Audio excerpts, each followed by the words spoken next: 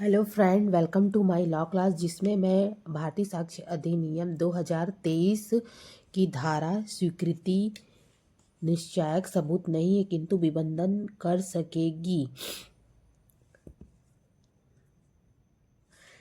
भारतीय साक्ष्य अधिनियम की धारा 25 यह उपबंध करती है कि स्वीकृतियां स्वीकृत विषय का निश्चायक सबूत नहीं है किंतु विबंध कर सकती है।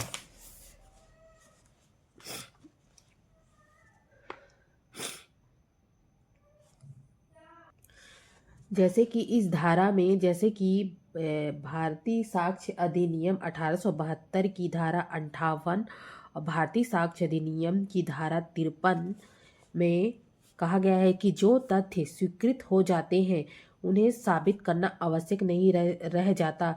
इस धारा इस धारा पर इस प्रकार है कि जैसे कि किसी ऐसे फैक्ट को कार्यवाही में साबित करना आवश्यक नहीं है जिसे उस कार्यवाही के पक्षकार या उसके एजेंट सुनवाई पर स्वीकार करने के लिए सहमत हो जाते हैं, या जिसे वे सुनवाई के पूर्व किसी स्वहस्ताक्षरित लेख द्वारा स्वीकार करने के लिए सहमत हो जाते हैं, या जिनके बारे में अभिवचन संबंधित किसी तत्सम प्रवर्तन नियम के अधीन यह समझ लिया जाता है कि उन्होंने उसे अभिवचन द्वारा स्वीकार किया है।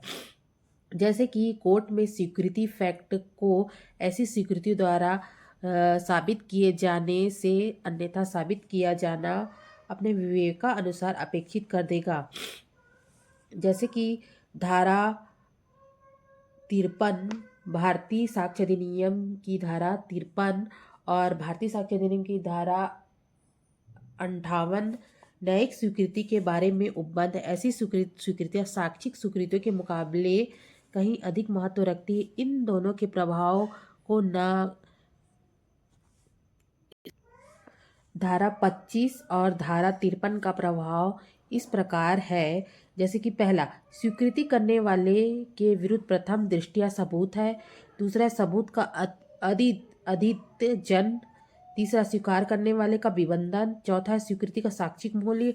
पांचवा है स्वीकृति हक या स्वत्व का निर्माण नहीं करती। छठवां है स्वीकृति मौलिक। सातवां है स्वीकृति को साक्ष्य अधिनियम की धारा 145 के अधीन मुकाबला करने की आवश्यकता नहीं है।